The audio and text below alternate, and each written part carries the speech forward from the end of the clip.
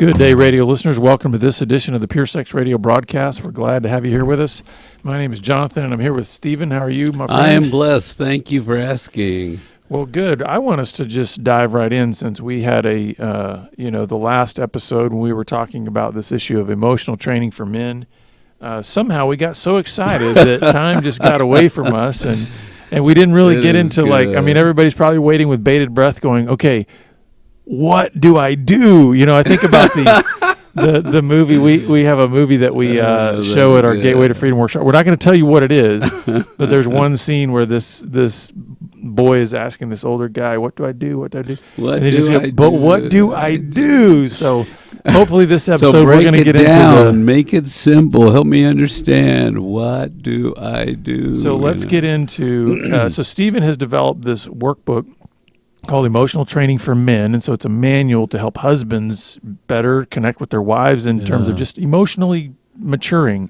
Yes. So let's start. I'm going to let you kind of set us up, but we are going to get into the what do I do? Like, what does this look like? So where do we go from here, Stephen? Okay, so I want to step back and then go forward because we made a principle, and I wanted to convey this concept, which I think gives birth to this. And so we were talking last time about being spiritual beings and emotional beings and how they all integrate. We're not like two halves. We're just one whole. But how we have a spiritual awakening. It's when you invite Jesus into your life, right? That's a spiritual awakening. I'm broken, I'm fallen, I'm a sinner. I need Jesus to save my soul, and so I can be made new. But there's another awakening that has to happen in your life, and it's an emotional awakening. So I'm saying the spiritual takes care of all the spiritual stuff, but remember, that's all God's stuff. You're the designer of your emotional program, and you have to have an awakening where you say, hey, my stuff's not working. Hey, the stuff I picked up in childhood and I'm trying to do as an adult, it's not working. My wife's saying, what are you doing? Why are you acting like that? Why do you say that? Why do you go there? Why do you linger here? What's going on here? There's some odd stuff in your program. Hey, I designed this program. It's my own emotional program. And so I have to submit my will to Christ. But I also have to have a spiritual awakening where I submit my old emotional program to Christ. Mm-hmm. And that's what we're talking about. And most people have to have a train wreck, and then a wife says, I'm leaving. Then he goes, I guess it's time for an emotional awakening because what I'm doing isn't working. And I kind of liken it to, as you're saying that, I'm thinking about the journey that the prodigal son Oh, I love that you said that. And keep going. That's perfect. Well, and the reason I wanted to say that when you're describing that, sometimes it takes a train wreck, is because sometimes we can look at that train wreck or the thing that has to get so bad, and we look at it and we go, oh, that's so bad, right? Instead of maybe realizing that, well, this is what needed to happen in order for the awakening to occur. Yes. So like all the... But could I illustrate? Yeah. His thinking was perfect thinking. I'm going to get all my inheritance, and I'm going to go live really well. I don't want to... It's all about me. But the point is, my thought is, I know best. Right. I know best. My father doesn't know best. His program is not best. I don't want to do the slow program. I know best. So I'm going to take my thinking. I'm going to go live well. Mm-hmm. And right, it's an emotionally mature set of thinking, right? But he believes it's the right thinking, and boy, he goes and he tries it. And then it utterly fails. He's eating what the pigs are eating. He's looking at the slop going, that's kind of looking good. I'm really hungry, Yeah. And then he has an awakening. My thinking was immature thinking. My thinking didn't work. And what I love about that is he also recalls then that there is a context in which there is better thinking. Because when he comes to his senses, when he's finally broken, he goes, hey, you know what? Dad has better thinking. Dad treats the servants well. That's right. Dad has a home that, you know what? Things work. in that home. There's a system, there's a way, there's a context. Well, and even if I could eat like a servant in that, it's the way better than they my think, thinking. That's right. That thinking over there is so much better that the servants eat better than the workers. When you end up with this thinking, eat, And it's that a wife will say, why don't you talk to me? Or I'm going to go stay with my mother for 3 days, or I'm so lonely, or I can't take it, you're killing me. All these things, right? And then at which time we have a moment of emotional awakening. And I say that intentionally because every man needs to understand this was my moment of awakening. 7 years into my marriage, I was doing the thinking that I thought was right, and God smacked me. And it's like, whoa, I got to shift my thinking now. Do you remember a time when you said, different than salvation, that you said, I really have to... I mean, there are some watershed moments, but and I wish I could say that my awakenings are done with. No, they're never done. There's always new layers where I go, no, that's true. I just hit a new challenge, a new challenge to my thinking. Yes. That I'm realizing I got to grow in. Now, do you remember the first time you realized I've got to shift my beliefs? Well, I cannot continue thinking the way I've been thinking. The easy moment was the moment when my wife left. Oh, okay. That was time. A massive awakening, not only to the relationship issues because I thought it was over, but to the realization that my thinking has got me to this point. Yeah, that's it right there. You got it. That's your moment of emotional awakening. And I actually love the way that the 12-step community communicates this because, when you come into a recovery environment that maybe is 12-step oriented or based on the AA model, one of the sayings that they have is they say, now understand, it's your best thinking that got you here to this point where you're going, I'm out of control and I need help. Yeah. And that was a huge statement in the recovery environment that helped me realize, you know what? I thought I was pretty smart. I thought I had a lot. I'm just like that prodigal son. Yeah, give me what's owed to me. I can take care of it. I'm going to make things great. Yeah. And then here I'm, wanting to eat pig slop and going, it was my thinking that got me here. Right. And so I need to shift my thinking, and that's why we're doing this work.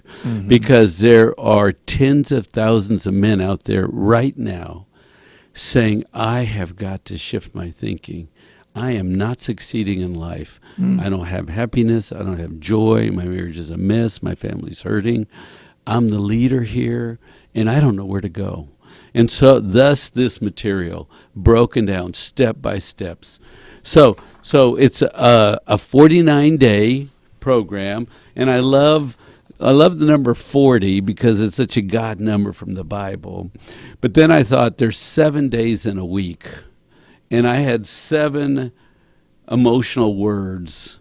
So it came out to 49. But I still wanted to use some God numbers, Yeah, well, and now, the pushback that I gave on Stephen when he first did that, I was like, listen, there's got to be a Sabbath rest in there. There's got to be some. So here's the thing I want to sort of reverse back or have you, if you didn't listen to the previous broadcast on this topic, the last one of the things that we talked about was this isn't about any particular pace, meaning, listen, if you happen to do this consecutively and really go through the workbook and literally are doing it in 49 days consecutively, great. But, you mentioned one guy last time who had done the 40 Days of Oneness workbook, which is a devotional sort of for husbands and wives. And one guy was telling you, I'm hyperventilating. This is overwhelming. I can do 1 day a week. That's it, yeah. So here's the thing. This is about, you have put 49 days of material together, 49 sessions of materials together. The issue is not the speed at which you get through the material. The issue is at which, how deeply does the material get into you? Yes, and into your marriage. That's right. So let's start unpacking what the material actually looks like. Well, here's who should buy this workbook. If you are ready to admit that you're emotionally underdeveloped, this is it. If you're in a relationship crisis and you need a tool, this is it. If you know you need to change, or you're asking, how do I grow emotionally? Then that's what this is, a breakdown, a simple breakdown, daily exercises. And Jonathan's right. If it takes you 100 days to do your 49 days, that's fine. There's no shame. There's no failure. You adjust this material as needed. You let your wife say, let's do this part, then that, but let's not do that. Let's add something and personalize it. Perfect. There's no failure in this. So 7 weeks, you spend 7 days on each of these words. Okay? Now remember, my thought is, if you're emotionally mature and working on development, you need training for a year. Or as Jonathan would say, discipleship for a year.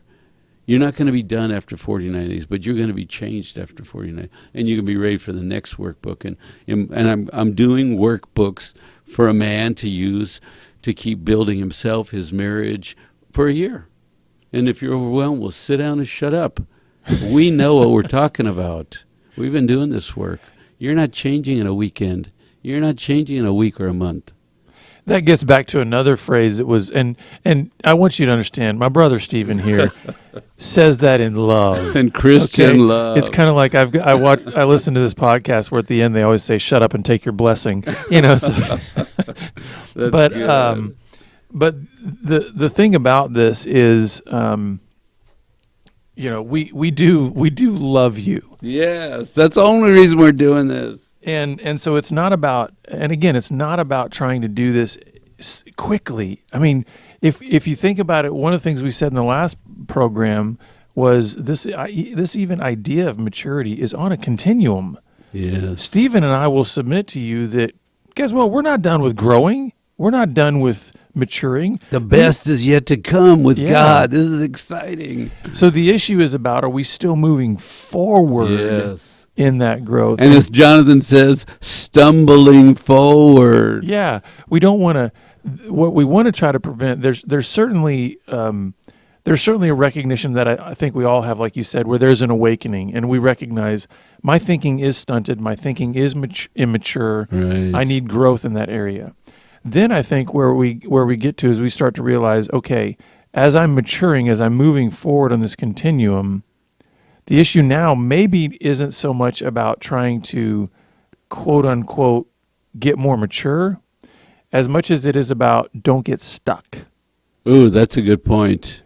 Because I think sometimes we think we reach a certain point quit. and we go, Never okay, I'm quit. just going to kind of plateau here. Yeah. And it's like, if we plateau, we're not going to be drifting forward. Yeah. We're probably going to be drifting backward.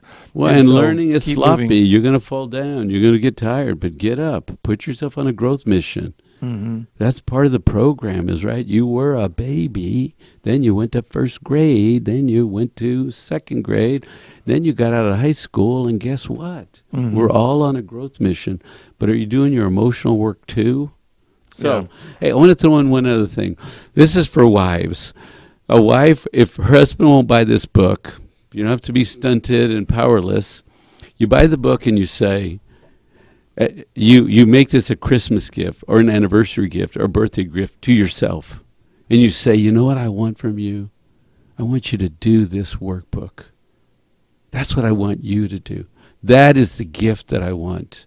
Because it'll transform him, it'll transform the relationship. And that's what she wants. Yeah. Right?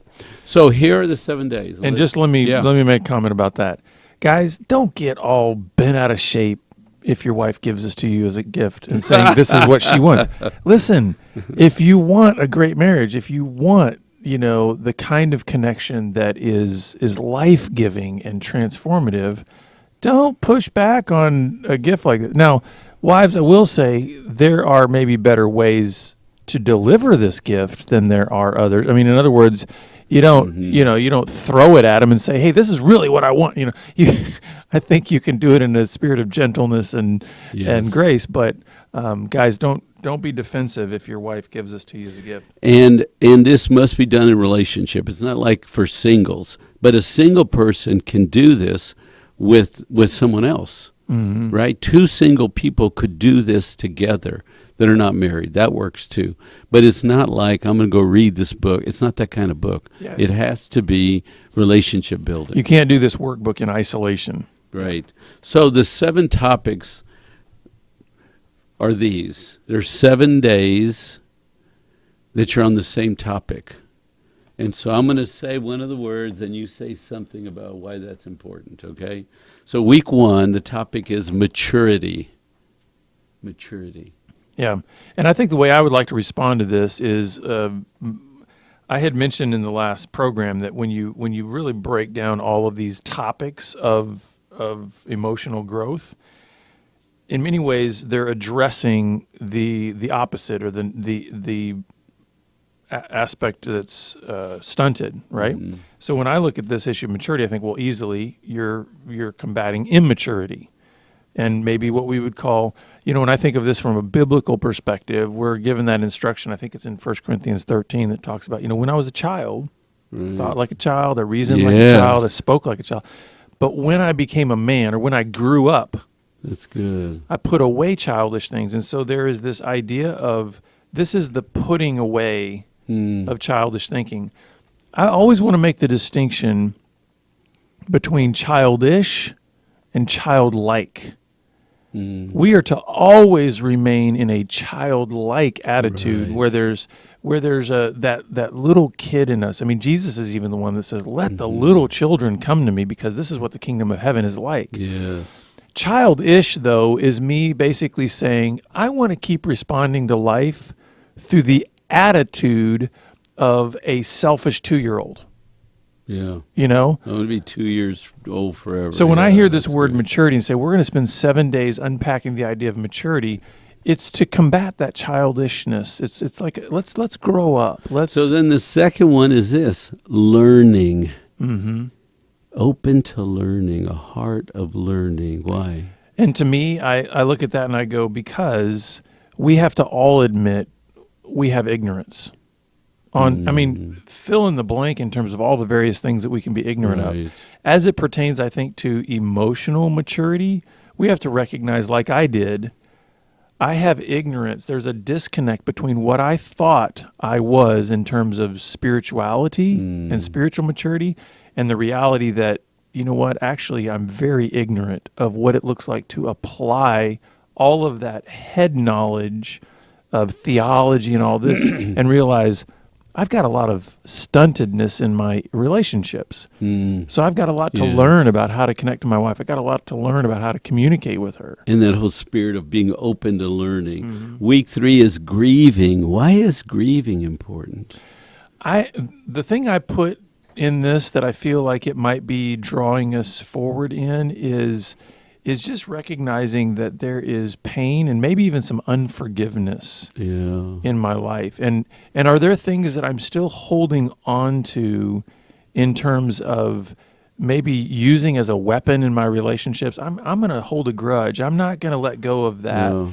And I think grieving is a releasing kind of activity. And I say a tool. Mm-hmm. It's a releasing tool. So that when you get any kind of disappointment, rejection, abandonment, neglect, you just grieve yourself right through that and keep going. And then peace, that's pretty obvious. Why we work on peace for 7 days in our being, talk about it in our relationship. Then gratitude would be the next one. Week 5 is gratitude. Yeah, and for me, for me personally, the way the gratitude piece works is it directly combats my anger.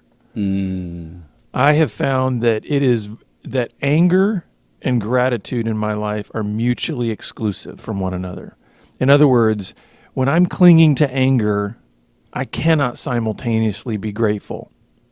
But when I am expressing gratitude, I can't be in any kind of unrighteous anger. So it's like, I want to pursue gratitude because I don't want to be an angry guy. Oh, that's good. So it's and what a grateful heart means the opposite of an angry heart, right? Yeah. So week 6 is about rest, just focusing on quieting and resting. And for me, the way that manifests, I think, in terms of the trying to mature emotionally is rest combats my sense of either overwork or control. Because I have found that when I'm trying to control outcomes, I don't have restfulness in my spirit. Because I'm driving. I want to ensure that this fill in the blank happens. And it's kind of like I've learned, and I'm still on this learning journey, but that I really don't have a bit of control over outcomes. When I begin to understand the sovereignty of God, I begin to rest a whole lot more. Because it's like, okay, he's asked me to do this one little tiny thing today. Let me do that one little tiny thing and just leave all the outcomes to God. And That's it's like good. that brings a whole new Maybe kind of you rest. should write a weekend on No. this. You've done a great job. You know, that just sounds great. It sounds restful. Turn it over, relax, do your part. So week 7 is about joy. Why is joy important in a person's life? And for me, I actually want to tie joy to another word that I think is wrapped up in that, and that's hope. And so for me, the idea of joy, it deals with the issues of anxiety, despair, this sense of, I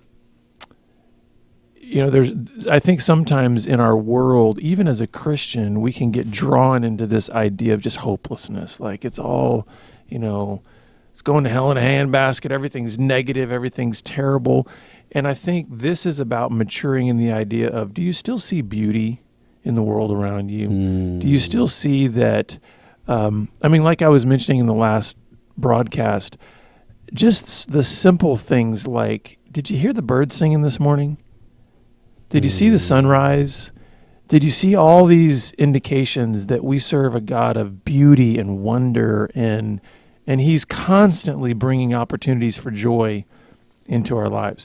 So what I love about how you've done this, Stephen, is that there's 7 weeks. So each week is focusing simply on one aspect of emotionally maturing. So you're saying you've broken each of these down into then for 7 days, you're going to be dealing in week 1 on the issue of maturity. Yes. And for 7 days in week 2, you're going to be dealing on the issue of learning. I want to ask you, and maybe you did, maybe you didn't, was there a method to the order that you put these in? Well, I didn't want to end on grieving. I wanted to end on Thank joy. you. That's good, yeah. So I started with maturity and I ended with joy. And we've been working with men a long time. And you hear these themes and these missing pieces. And, there's not much rest. Or a man is sort of stuck and he doesn't know what to do. Or he has poor insight. Or his wife's trying to help him with this maturity piece. So these are just words that like God put on my mind, and lots of men are sort of broken in these areas. So what happens during the week is you get a Bible verse and a prayer, but you also have to do some admitting or confessing to your wife that you're not good at maturity, that you have resisted growing. You journal one thought. This is not journal the page or journal for the day, or journal one thought. When maturity comes to your mind, write one thought about yourself. And you might write, I don't think I'm very mature. And that's it. That's your journal thought. It's very simple. And there's a prayer over your wife. But you also share your one journal thought with your wife. And have a little dialogue about it. And it's the man leading. It's the man taking ownership, wrapped in prayer and confession and grace. And then we just let God do what he does. And let me just make a statement about the activities themselves. Here's the thing that I've learned over the years. I have done, dozens and dozens of different workbooks and gone through books and done materials and been in groups and all this kind of stuff. And here's something I've learned along the way. There is and I believe it's a principle that we see in Scripture. We call it reaping and sowing, right? Mm-hmm. And I have found that the degree to which you will apply yourself to the activities is the degree to which you will get a return on that investment. So in other words, invest a little, you get a little. Invest a lot, you get a lot. And so I want to encourage you as you look at, because there's a daily structure to this in terms of the workbook exercises and the things you're going to be doing as far as reading, reading a verse, and then you're going to be confessing and doing some of these activities as far as journaling. And go ahead. And what I would say is I've seen men before, and I've been one of these guys where they're like, you know what, I'll just sort of hunt and peck for the thing. I'll just pick out the few things that I want to do. Here's the thing. Again, to the degree that you do that, you're only going to get out of it what you put into it. Yes. And so I want to encourage you, go all in, do the journaling, do the confessing, do the talking to your wife, all these kinds of things, because you'll get a much richer experience in terms of the growth that's going to happen in you emotionally. So I thought you should read one of the confessions and one of the prayers. So could I give this to you, because you seem to read better on the spot? So this would be one of an example of one of the confessions that you would read to your wife. And the thing I like about what Stephen's done here is you don't have to think. Just read it. Now, you can certainly interject what you want to in it, but here's the starting point. So one of the confessions would go this way. I have to admit to you that I've been emotionally stunted. I've not worked as hard as I should have on emotional growth, and that's hurt me and others. Today is the beginning of me embracing small steps of change. My word for this week is maturity. I'm asking God to show me obstacles to my maturing. Please pray for me this week. I'm working on maturity. Deeper growth starts today. Thank you for your patience. And that's it. That's his confession. And then there's a prayer he reads sort of over us. And so the prayer would go something like this. Father, thank you for your vision.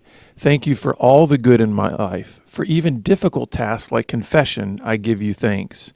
Your way is better than my way. Thank you for this relationship. Thank you for my wife. I know that I'm designed for growth. Thank you that I can mature and change and learn your ways. Help me not to fight your ways. I love you. Thank you for loving me just as I am. Keep growing me. In Jesus' name, amen. Amen. And that's where we're going to have to wrap up this week. But, folks, we're going to give you information on how you can get the workbook. It's going to be on Amazon. And, of course, if you just search Stephen Cervantes' name, you'll find other materials that he's done as well. But we'll make sure that gets out to you. And if you've got questions or just need more help along your journey, please reach out to us. We'd be happy to help you. And until next time, have a great week, and we look forward to seeing you back here on the Pure Sex Radio broadcast. Keep growing. You're worth it. He's worth it. Keep growing. Amen. We'll see you.